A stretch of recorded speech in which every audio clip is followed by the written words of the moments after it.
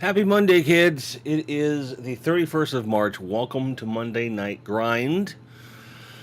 I am Grindhead Jim, and I'm happy to be here tonight. Almost wasn't, and I apologize for that. I will explain.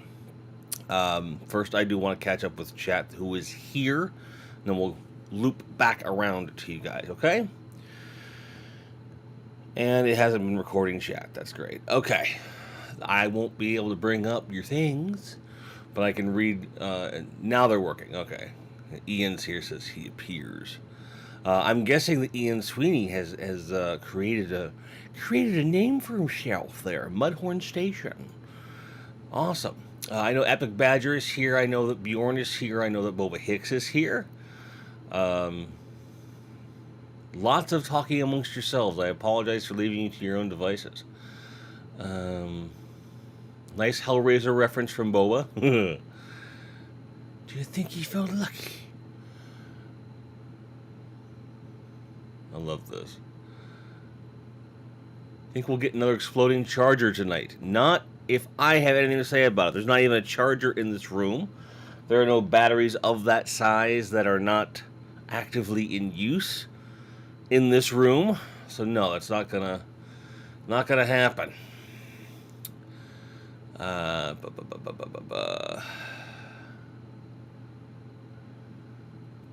I'm with you, Ian, on the Dengar. I have a Black Series Dengar. I'm getting the Vintage Collection one. I'm gonna go full Bounty Hunter. I can't not at this point. Stu is here. Gerard Kane is here. Joe Becky is here. Wait, I can actually start bringing stuff up now. Yay. Yes. Now I see y'all. Okay.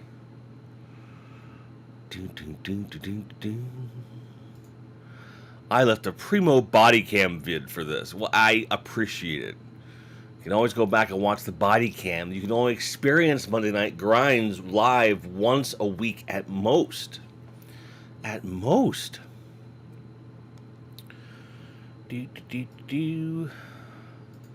Jonathan Redmond, good to see you.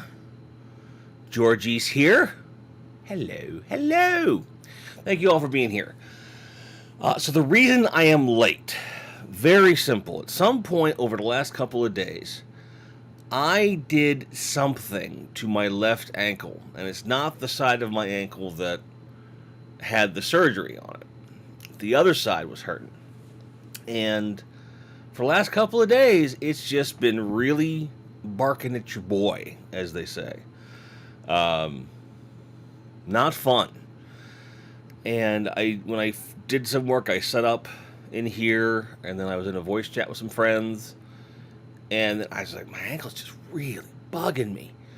And I decided to lay down at first on the couch, and it was still hurting. It wasn't quite right. So Lauren has a migraine today, unfortunately. So she is unlikely to be joining us in chat. She sends her love and her best. She's the reason I was able to actually get in here at all. Because I laid down on the bed next to her, hoping to take some stress off of my leg, give it a chance to have some elevation, blood flow, heal a little bit. And it did work out that way.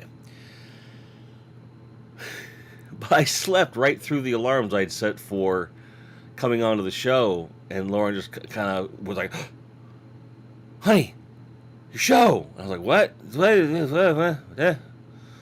And at first I thought I'd totally missed it, and I was going to have to make an explanation and move this up to tomorrow or something. I looked at the clock, I was like, no, I can make it. So that's why I'm late, so I apologize. My ankle is feeling better than it did when I laid down, but still not perfect. And I was expecting my back to be completely untenable, but it is doing better as well. So I'm feeling better. It was worth laying down. Sorry to be so late, folks. And I'm going to have to keep an eye on the show clock rather than the regular clock as to when I should wrap this up. So thank you again.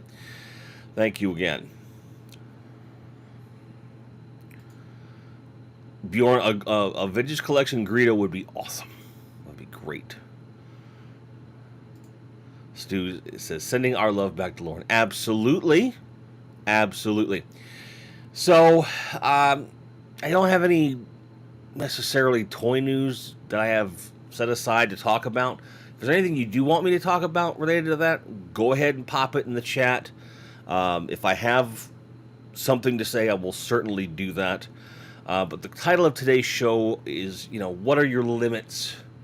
Or do you place limits on your collections? So the first answer I got on Twitter was from our dear old friend, Dolls Not Drugs, who does Motu Customs. And he said, space and money are the only limits that I place on my collection.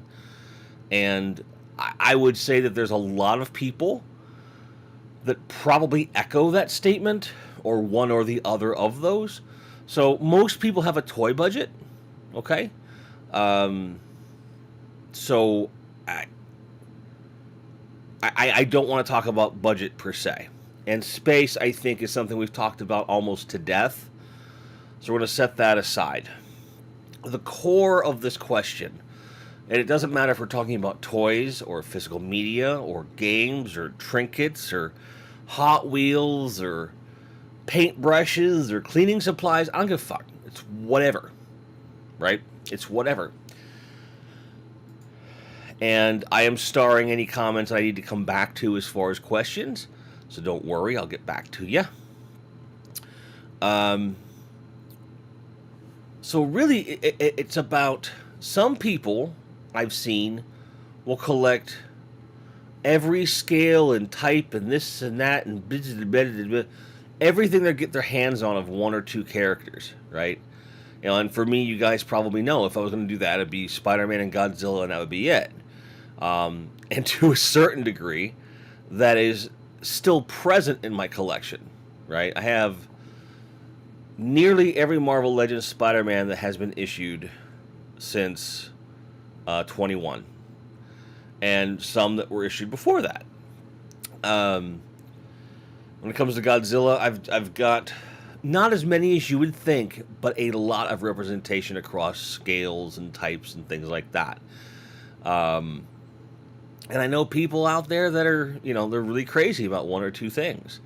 Brent Hines, who just the recently,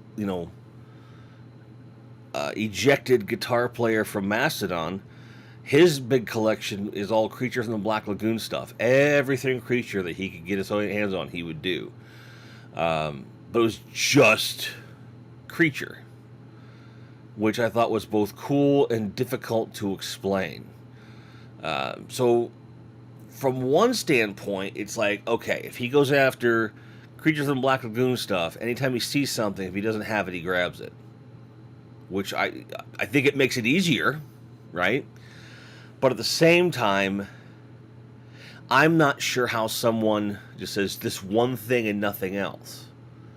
Whereas the entire point of my collection is to try to have some kind of physical representation of anything that brings me joy somewhere in my domicile, right? So that movies, music, gaming, toys, they're all there. There's some posters, comic books. I have some comic books. Not as many as I used to because we had a flood, but, a little bit of everything, right? But I do have certain lines that I won't collect. And sometimes it isn't always as simple as I don't like this. Sometimes there are things I genuinely like that I'm like, I just can't collect this at this moment, kind of a thing. So those are the things I want you guys to start thinking about as we continue the discussion today. And Star Fox, 70 bits, that's over on Twitch. That's money. I appreciate that. And he says, it's the grindhead. Star Fox, I appreciate that. Pardon me, it's pronounced Star Fox. Or, if I was your mother, Star Fox. With the bits. Booby. Appreciate that. Really do appreciate that. Steven had to get rid of the Megalons. Oh, yeah, I did. Fair enough. So let's go ahead and come back around to some of these pinned comments. Jonathan, I will come back to your question in a little bit. Bjorn says, Greedo is in TVC. He's just exclusive to Canteen at the moment. Okay, fair enough. Fair enough. So you want to see a single card release for him. Right on. Badger says, I started placing limits on my collection so that I could pivot and return to other hobbies I've neglected over the past few years. Of the collection I have, it is specific to the few items I enjoy. There you go. I mean, that kind of says everything. Bjorn says he's getting rid of everything that's not 1/18 scale. For those of you that may not know, that's 3 3/4 inch or 4-inch scale, as opposed to a 6-inch figure. So like this Yoda here is 1/18, and this Grunt is 1/12. I never know who's lurking, so I always, once in a while, got to remind them. That's a 6-inch figure. So this is 1/12. That's 1/18. And it's not an exact science, but there you go. Which is interesting to me that I'll come back to that Logic Blaster. I find it interesting that also Bjorn is literally downsizing, right? Because I know he's got some 6-inch stuff, certainly lots of minifigs, but you're going full 1/18 because I know you love those Marauders, and I love mixing and matching the scales quite a bit. And the reason that I don't strictly do 1/18 scale is because there simply isn't the representation of all the properties I want in that scale. So between there not being everything I want in 1/12 and that being feasible to collect when it is, I just said I'm mixing everything up because my first two mainline collections, as you guys know, are Superpowers collection, which is a 1/18 scale, and then Master of the Universe Motu, which is a 5.5 inch bordering on 1/12 scale. So like right away, from the offset, right away, I am collecting in two different scales. So I was like, oh, I can't really limit myself there, but I have to kind of put focus where things make sense. And because the majority of stuff that I wanted to collect were active toy lines, and not particularly rare, but you kind of have to keep up with the Joneses, so to speak, with modern stuff, I focused there. And now here we are almost 4 years later, where I'm definitely at a point where I can cherry pick even more in the existing collections, that I can start really focusing on other collections I have, like Real American Hero 1/18 scale G.I. Joe, bolstering the 1/18 Star Wars that I have, which, although quite nice, there's way more stuff that I want to get, and I'm going to. I'm just prioritizing the most iconic stuff that I like, and then going like, well, once I have everything that I've set out to get, maybe I can expand then, because space is part of it too, for sure. Jonathan says, if we're leaving space and cost out of the equation, anything that's not 1/12 scale is completely off my radar. Fair enough. Fair enough. And that's totally valid, say. If you make that distinction, it makes it a little bit easier, I suppose. Bjorn says he has over 800 Lego figures. You know, I believe that. I didn't think you had that many, but you saying that makes perfect sense to me, because you do seem to have so many of those. Star Fox says, I was loading YouTube and thought it said Mega Melons. Yeah, that's funny. Logic Blaster says, my limits are based mostly on space to store things, buying the HasLab Ghost and having it delivered. This message long, loud, and clear. Well, I get that. Eternia was kind of a humbling thing for me, too. I was like, oh, shit. This is huge.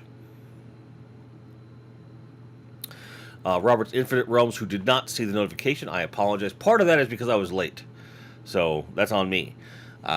Says, in general, my limitations are characters I really love, and that list got short this year. Then something I can at least add to my headcanon i.e. some Mythic Legions and Savage Crucible that he grabs. Fair enough. Giraffe is sweat ordering anything outside of Motu Origins these days. Or I sweat ordering anything outside of Origins. Feel the walls closing in. Good if I did an envelopes of plastic if I'm not careful. I get that too. Robots Infinite Realm says, but I got my orc band, so those fantasy lines are probably gonna have less attention from me now. Gotcha. Okay. Got you.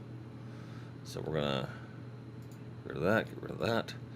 So, but you can see, even though there's lots of similarities between answers for everybody, there's just a little tweak here or there that's different for everybody.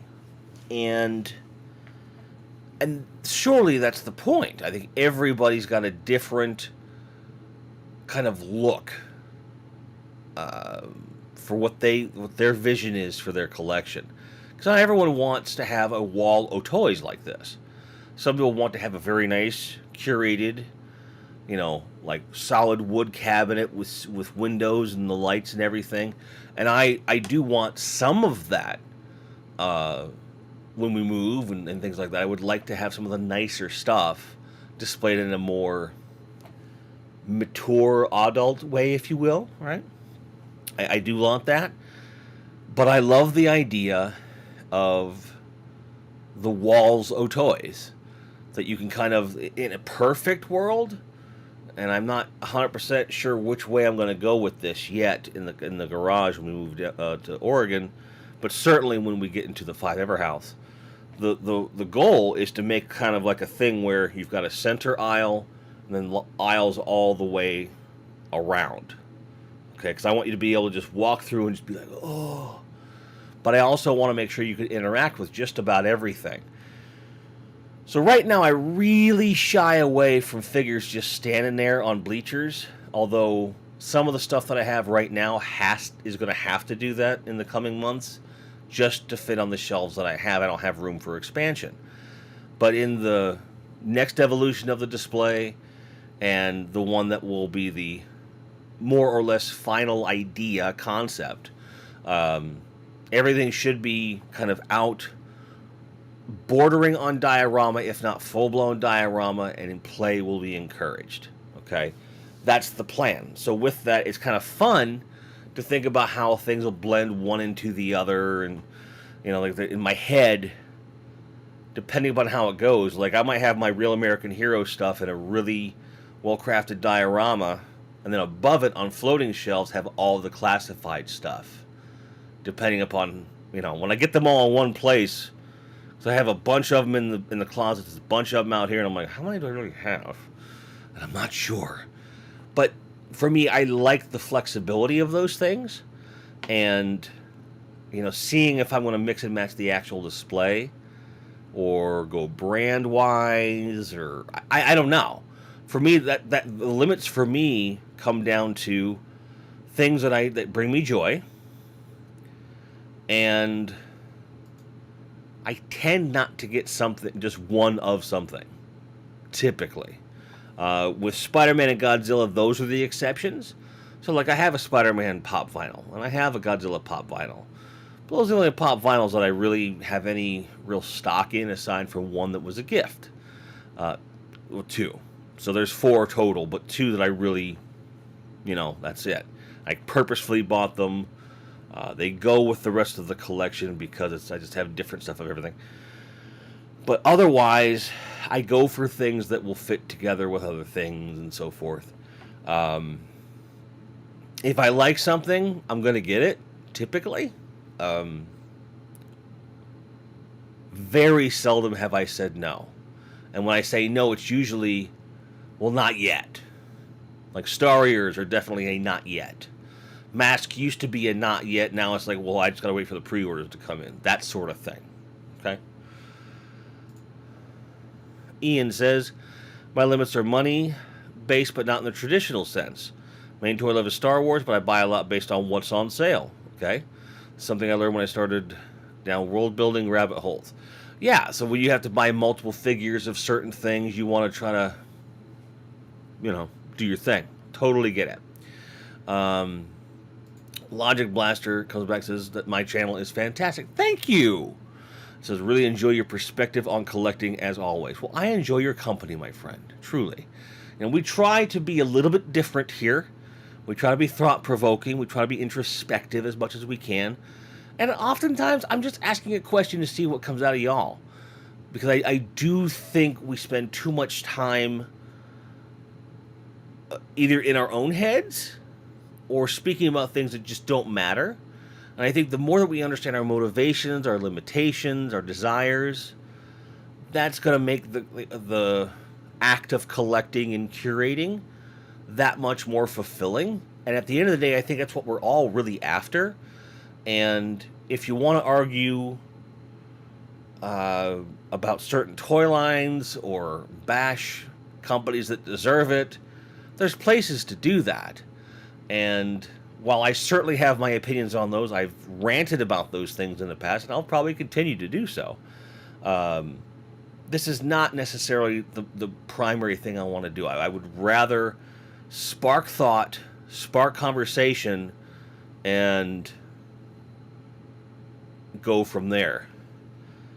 But Ian says, and the bonus with the channel is that Jim says something boring, we can focus on the toys in the background. Really? You had to go there? Unbelievable. But I get it. I do get it. And if I'm saying something that's really boring, you could tell me. JLS Comics comes back and says, let me clarify my answer. I don't have limits on what I buy, but I do have limits on what I display and when.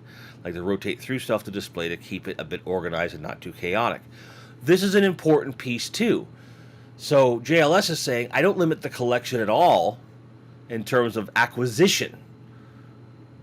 As far as what's displayed and how it's portrayed, that's a rotation. There's a specific way that he goes about that. Makes perfect sense to me. And it would drive me nuts, personally. I want to have everything out, and that's that. But I respect it, and I think it's really cool. I like that you don't have limits. Bjorn goes, you're saying something boring. Well, thank you. I appreciate that. Fuck you, buddy. No, I appreciate it. And Robert Henry Rome says, yeah, I have enough Spider-Man, Wolverine, and Iron Man. I'm really looking at characters I do not have and want. I'm kind of getting to that place, too. For me, the Maximum Spider-Man, although there'll probably never be a last Spider-Man, in terms of representation, I do think the Maximum Spider-Man is going to be the one that's kind of like, okay, I've got everything that I actually want once the 77 Spider-Man arrives as well. So, because I've basically said I want everything from 77 Spider-Man in terms of timeline, everything that I loved as a kid all the way up to and including MCU stuff. And I pretty much have that because I've got 77 Spider-Man coming through the pre-order. I've got Spider-Man and His Amazing Friends. I've got the 90s cartoon. I've got a Ditko version. Got a Romita version. I've got every movie version they've ever made. Otherwise. And, you know, some suit variants and stuff along the way. And then the Maximum Spider-Man, to me, is like kind of the definitive McFarlane, Bagley era kind of vibe, which I definitely needed to have happening. And once that's here, it's like, okay, so what's next, you know? And I think it's just going to be, okay, I can focus a little bit less on this stuff. I'm going to move in this direction here. So Jonathan is echoing. It bugs me not having stuff on display. I totally get it. I really get it. It just, like, just in here, just the stuff that's not yet on the shelf, that bugs me because it's not on display. Like my eye is drawn to this cartoon collection, Manny Faces, that's just staring me in the face like, open me. And I will. Very soon. This is something I'm hyper focused on this week. because I'm sick of coming in here and it being this way, right? Zombie Jesse says the only limits I go by are prices, availability, if I have it in my bank. Yeah, I think that everyone struggles with those at some point. Like, you'll have the money next week, but it's on sale right now and shit like that. Badger says, what happened to the Sarge on the flagpole? Is he blown away by Leatherneck's display of patriotism? I think we can go with that for now. It just kind of happened, and I haven't been able to kind of lean in there and pose him, because I have this delusion that sooner rather than later I'll be able to find a spot to take the displayable Real American Hero stuff and just put it all on one shelf.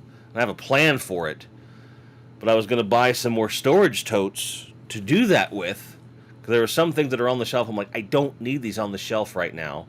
They're still in package or they're easy to store. I'm like, I'm going to get more storage totes.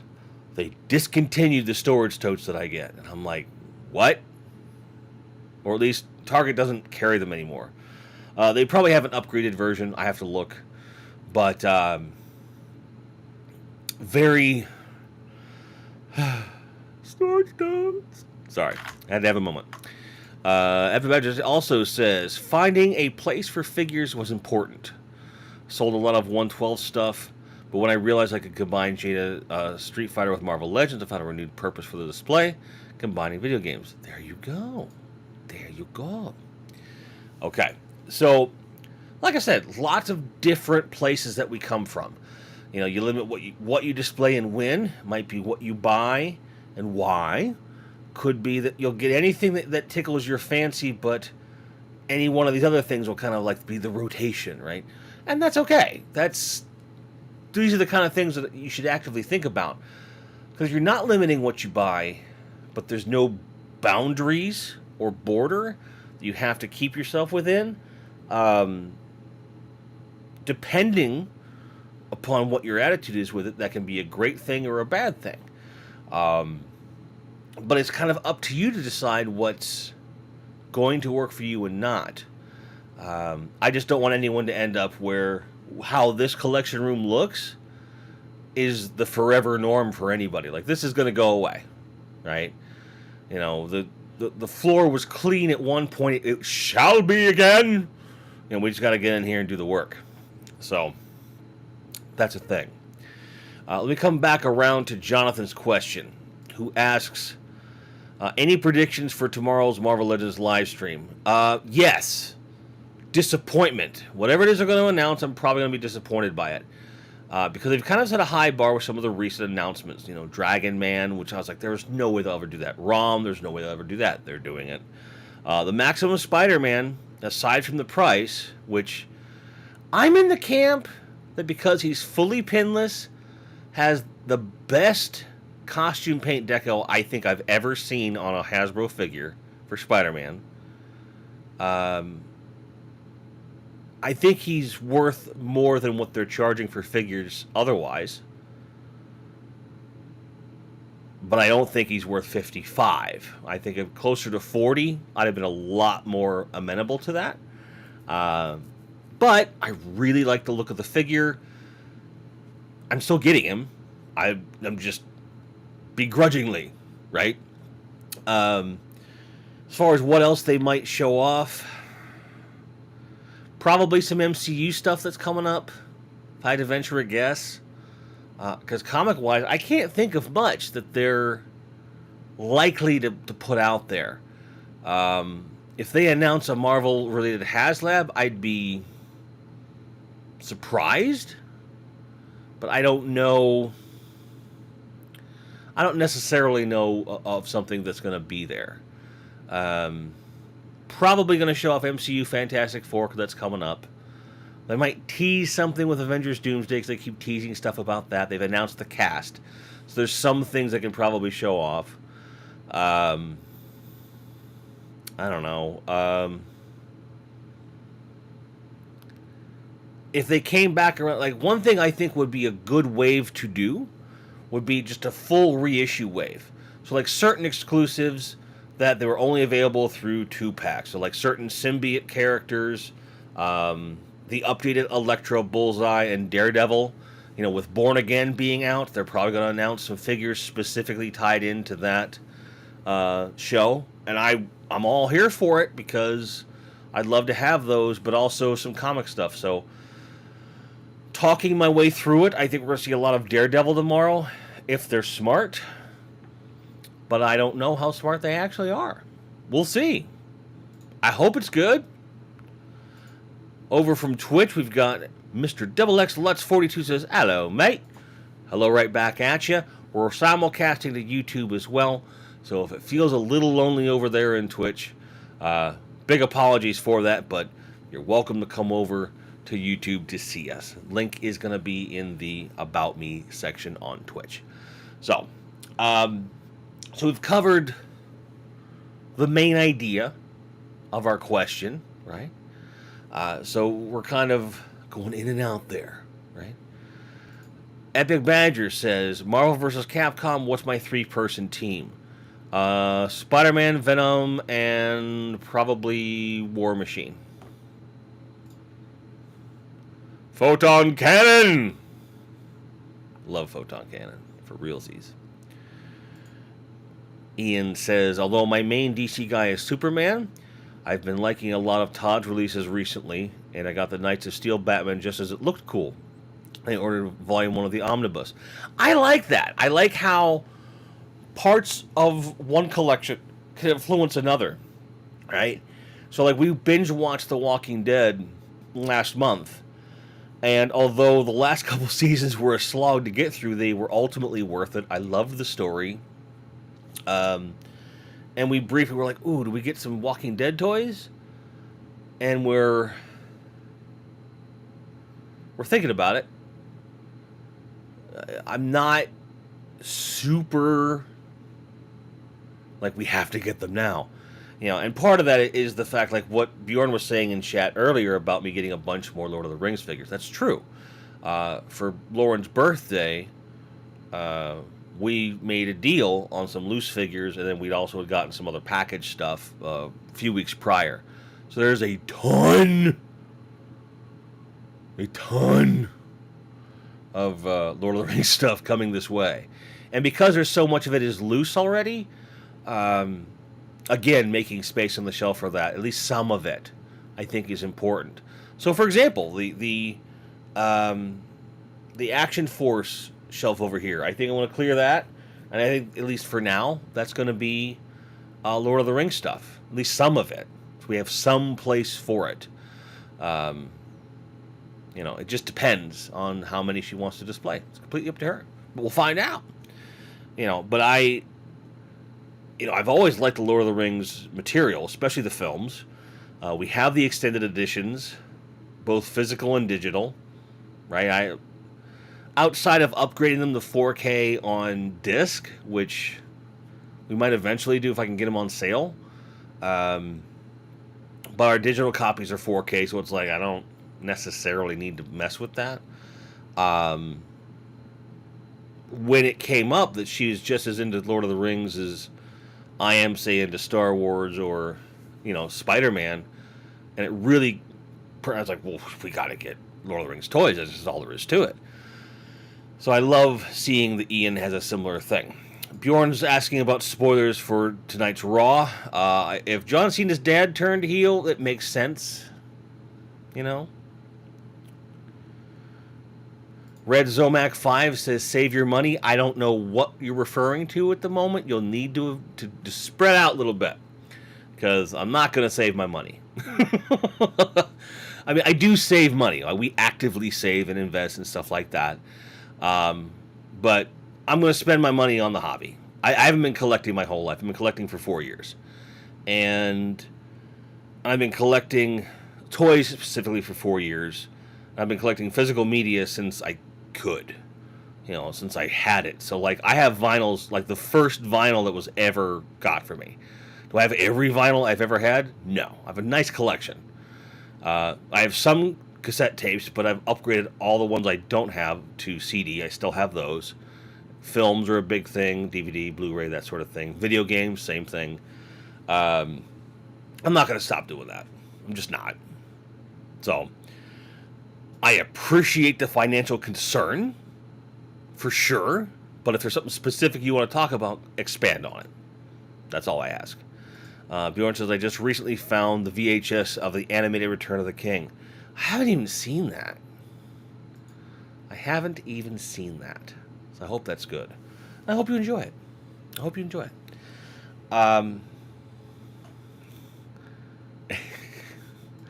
Badger and Bjorn having a back and forth I don't quite understand.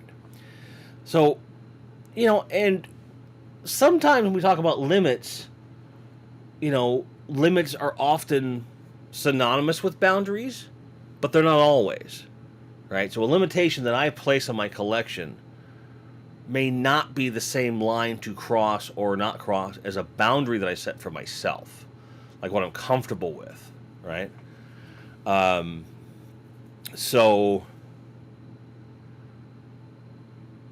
my friends in the past have kind of crossed a boundary that I had set for myself in terms of comfort and ability to focus on certain collections, because they knew I wasn't going to cross that boundary on my own, but if I had some stuff, then I'd be pretty happy. Certain Star Wars things that came, like I never would have gotten this punk guy right here. Certain things that just I would not normally buy for myself at the time. They got it. It got me hooked and so forth. So when it comes to like boundaries versus a limitation on the collection itself, about personal boundaries when it comes to collecting, how do you guys have any of those that differ? Are they always parallel for you? Is there a personal collecting boundary that is different from your hardline limit on your collection? And if so, what is it? I'm curious about that. Redamax says he meant Walking Dead. Okay. Yeah, that's the other thing. I need to see him in person and see, because we wouldn't want a bunch of them. We would want like some mainline characters and a couple walkers, and I'd be happy just to have a small representation. But you're saying save your money. It says I'm a newbie. At age 48, I'm not a newbie in anything. I like to think I took a very long break from collecting toys. That's all. Because I would never have stopped, but for my parents getting rid of all my childhood toys. The only exception being my Ninja Turtles, which I sold in a garage sale, and it was a bad idea. But 4 years is a long time. I was a newbie 4 years ago. And those videos are on this channel. And the reason I say that is that if you go back and look at some of the things that I was saying then, I would argue with past me. Be like, no, I understand why you think and say that, but that's just not the way it is. It's not where we end up. So let me get you through the briar patch, buddy. So, Bjorn, here we go again. Bjorn says we also have some Walking Dead here at the shop. If they're loose, especially, send me some pictures sometime. I'll take a look, because I have zero desire to keep them on card. So.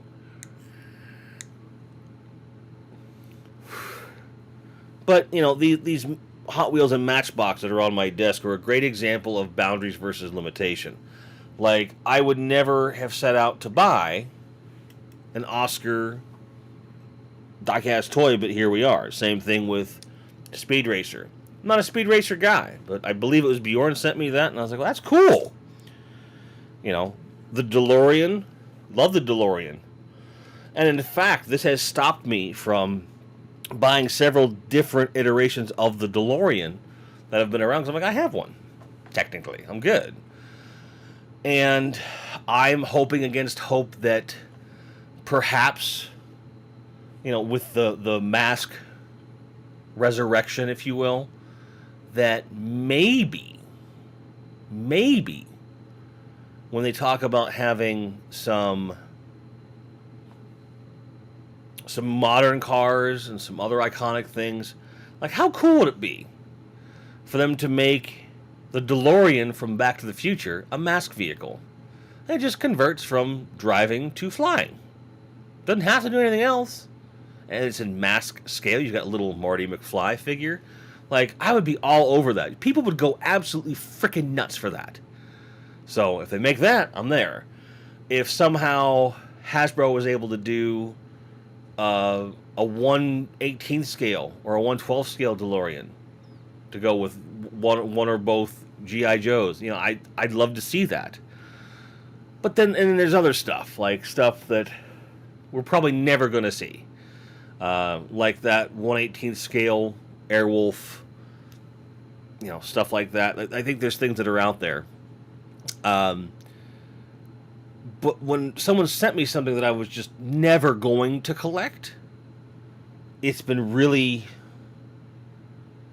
interesting. Like Will sent along these Mega Bloks minifigs, which I haven't bought any Mega Bloks figs since. I already had some, I didn't even realize it. Like I have these Ninja Turtle ones over here. They were sitting in the box, I didn't even realize I had them. But I did. And then I also have these other three, Bender, Beastman, and I don't remember who the third one was. But they're here, and I'm like, that's cool. But I'm not going to go after these toy lines because in full, because I'm not that interested. But again, the thing that arrived reminds me of a cool gift or a cool discussion, or in the case of like the DeLorean, it's like, hey, Back to the Future is still a thing, bro, kind of a thing. So,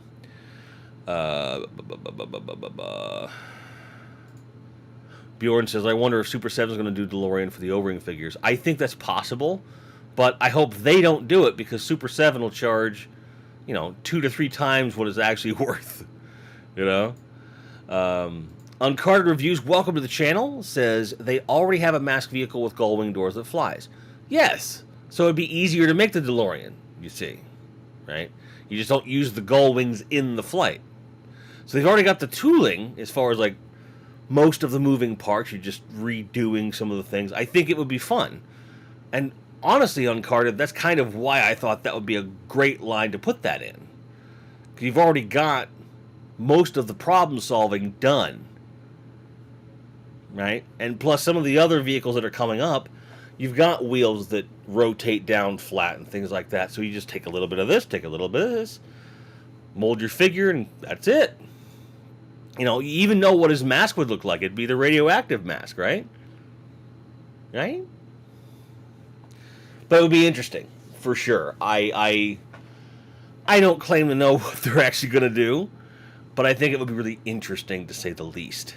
Another limit or boundary that I have when it comes to troop building, typically speaking, if I have more than 6 to 8, it's very rare for me to have more than 6 to 8 of any troop build. Just because it's like, I don't need a whole legion or a platoon of these toys marching down my shelf. That should be enough in the context of everything else that I, have. But occasionally, a good deal has come along. Like, I know I have more Stormtroopers than I mean to have in Black Series scale. So when that Black Series display finally comes around, it's going to look tight. It's going to look cool. But unintentionally large. And I think a lot of our toy collections probably suffer from that. They look great, but unintentionally large. So, some people are like, well, I only want... I remember it's my mouth saying these words. I'm going to get the Turtles and the van, and I'll be happy. Well, let's see how that worked out. I got the Technodrome over there, a sewer playset, and I'm getting another sewer playset, even more characters, and I'm not mad about it. Best laid plans and all that, right, kids?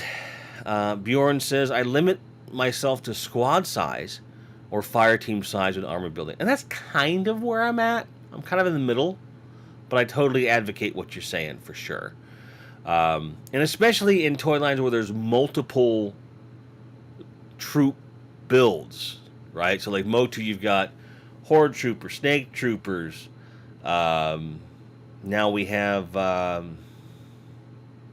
Eternian Palace Guards, the Snake Terran Guard replacements, the fake ones, the Skeleton Warriors. You've got the Crimson Horde Trooper. The list goes on. And it's like, if I get 6 to 8 of all of those, first of all, like, no. But it's just like, like, what do? Right? And then this new 4-pack, in some cases, is actually helping cap that off. So, like, the one guy that looks like an Eternian Palace Guard, looks like a squad leader. So, it's like, all right, well, here you go. Now you got a squad leader for that. And, like, spoiler alert, even though I was like, who is this for? And the sketch figures that they put out, so the concept of Grizzlor and I think Hordak, I went ahead and I got that. I was able to get it for a really good price because I had a coupon that was like a 1-day thing on Sunday. I got the Ratchet and who the hell is with him in that 2-pack? I'll find it. Huffer, I think. 2-pack, and then I got the sketch 2-pack because I got essentially the Transformers for half price, and I still got money off on the others, and it was together the price made too much sense. I just went ahead and did it, and those are just going to kind of be part of the Horde. I'm not gonna display them separately as like some special thing. I'm just gonna make them part of the squads that I have. It's just, for me. Okay, so it's Brawn and Ratchet. I apologize. Brawn and Ratchet. Okay. And those are at the mailbox. I gotta go get them. So. But these are things, like you say, like I say I'm not gonna buy something, and then when the price is right, it's like, I'll get it. Like the collector was never something I said I wouldn't buy. I always, at least in my head, said I'm waiting for the price to come down. And sure enough, it did come down last week to $20. And I said, cool, I'll get it. And I don't regret it. Because the price shot right back up to $40. I don't know why. It should fly off the shelf at $20. Who knows? Who knows?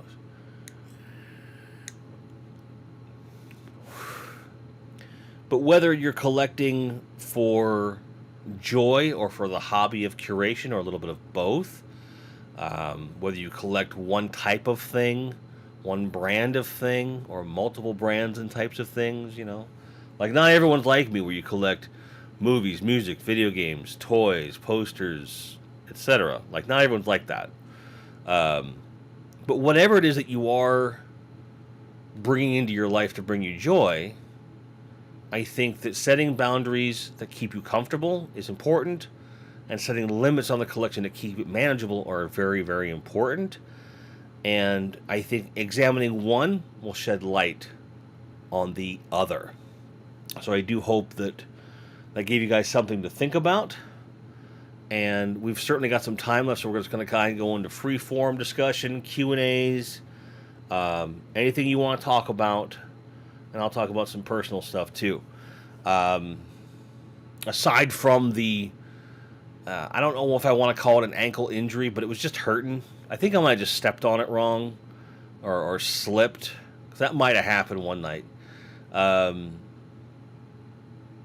honestly don't know when it would have happened, but it would have happened somewhere recently.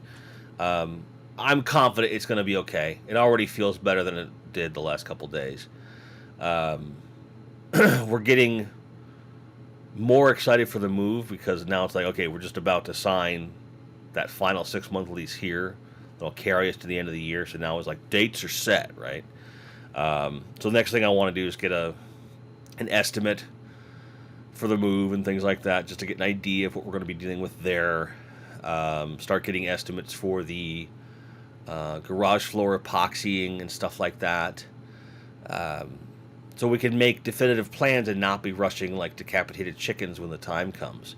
And that also is lighting a fire under my ass to get all this stuff out of packaging and or into storage bins that isn't going to be displayed now. Pull out the stuff that is loose, that needs displayed. Perhaps do that right away. But I may not, because we are 6 months away. Like, the question in my head becomes, do I need to get out things that aren't on display when I am struggling to display what's already out here? I don't know yet.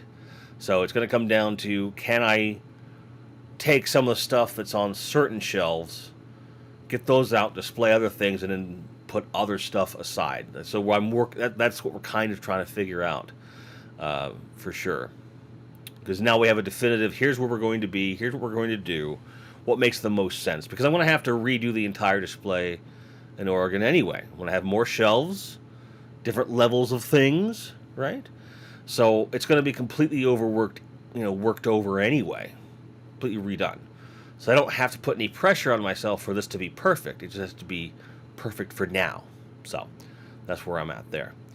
Catching up with chat, Giraffe says, Braun, childhood favorite when I found out how strong he was. He'd dominate a Transformer arm wrestling tournament. You're not wrong. I think Braun's an underrated Transformer for sure. Bjorn says, can we finally get to talk about tigers? They're great! And yes, I pre-ordered a Tony the Tiger figure. There you go. No, we're not talking about any majestic tigers. Don't look it up if you don't know. Blood will shoot out your nose. You don't want that. Just Jeff is in the house. Says, evening. Hey, Bjorn, nice to see you again. An evening to you too, sir, as well. Jeff says, Jim, keep it packaged until you move. Less stress, easier to pack. I agree to a point. The way that I tend to store loose figures for travel takes up so much less space. And the last move that we went through, the amount of space on the truck was really a premium thing we had to think about. And I didn't like that. So there is a combination. So I'll put it to you this way. If it's something where I'm not keeping the packaging, there is absolutely no reason for me to keep it. I put it in a bag, put it in the bin, I can fit more of them, and they're more secure and more protected. But if I am keeping the packaging, a lot of that stuff is going to stay in package. Some of it, anyway. And that is what it is. So, like, all this Marvel Legends stuff you see behind me, it's all coming out. All of it. Because it's just going to take up less space. That's the bottom line. Eternia is staying in the box. Dragonfly is staying in the box. Classified Dragonfly is staying in the box. Voltron probably is staying in his box as well. For that exact... Because I agree. Certain things, yeah, you just leave them in there until you're actually ready to get there and everything's good.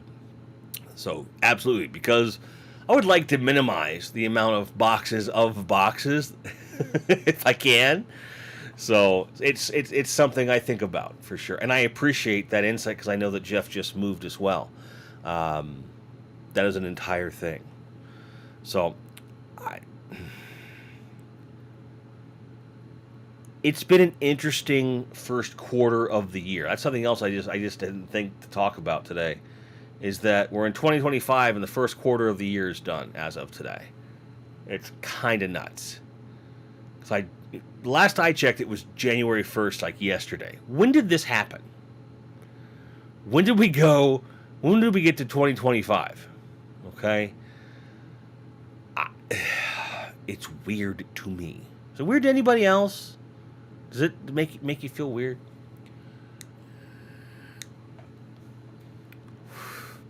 Jeff says, yes, sir. Still moving. About quarter of my shit's actually unpacked. Oh, I understand that. I understand that. One thing that I've been kind of meditating on as a positive is that when we get to the condo, because presumably the epoxy will be done already, and we'll have some shelves that are already built and so forth.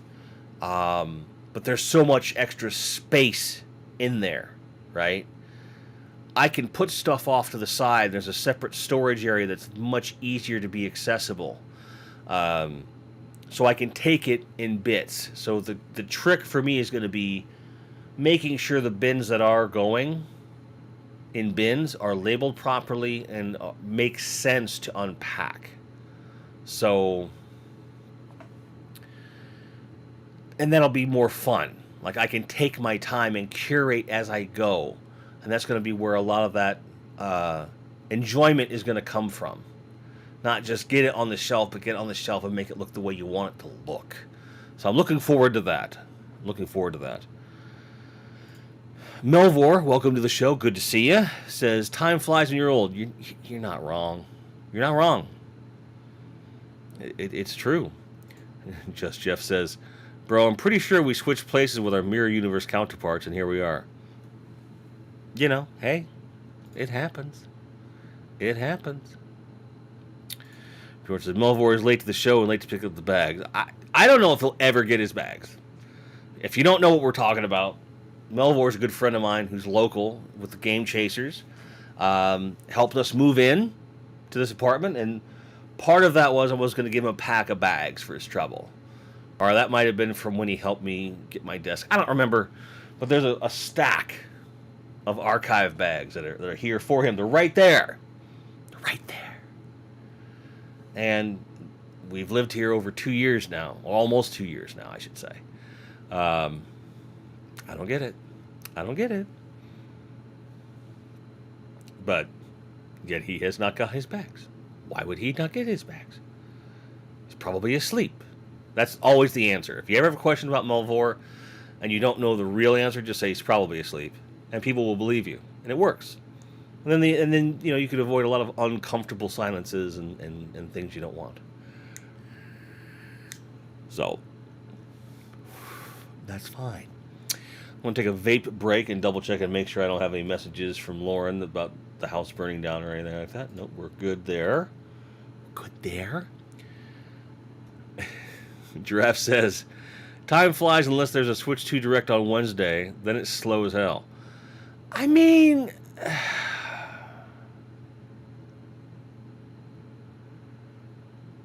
I wasn't that impressed with what they showed, to be perfectly honest. Like, it was predictable, a lot of it. But I understand.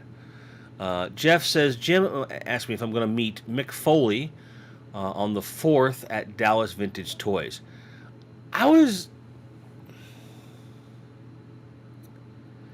I'm strongly considering it, to be perfectly honest. But I can't say with certainty, because there's other stuff that might be going on this week. So, like, it's this Friday. I would like to, but I am waiting on other things that are out in the wind to see if we can do it. But I'd love to. It would be great. Melvor, 2 years? I thought it wasn't even 9 or 10 months. Yeah, we moved in here in 2023, dude. It's 2025. Hey, shit, time does fly when you're old. Yeah, exactly. Time flies when you sleep it away, bro. You know, but yeah, it's been 2 years. And that's just moving in here. As far as you helping me with the desk, that was a year before that. And I got the bags like a month after that. So the bags are 3 years almost. And the helping us move in was 2 years ago. So, yeah, that's what, like 2 hours for you? About 2 hours? 2.5 maybe? For me, it's not that far. It's like an hour in traffic, which is not that big a deal. 2.5 hours, okay. 2.5 hours to spend $100 in gas and possibly a toy at Dallas Vintage is a lot to consider. Exactly. Because I don't have a Foley toy of any kind yet. My wrestling collection's very small. You know, behind me, like right there, is a Raw / main event ring I just got. $20, nothing big. But it's enough to display the figures that I want to display. But I don't have a place to put them yet. So, like, wrestling figures, unfortunately, are among the ones that are probably going to go in storage bins until we move. It's just not enough space to do that at this point. If I wanted to consolidate my Superpower stuff, maybe, but I'm like, no, I actually want to expand. I want to get the dinosaurs off the bottom shelf, put the vintage Batcave down there, and put the dinosaurs on top. Because the whole goal here is to get to a place where I'm just enjoying the collection until we move. This is 2.5 to 3, depending on who's driving. Got it. Which Foley figure am I looking for? I don't know that I have a specific one. I feel like I want a Mankind figure, and I also want just a regular Mick Foley with the, his red and black plaid, just him kind of a thing. But I haven't given enough thought to where I'm just like, ooh, you know.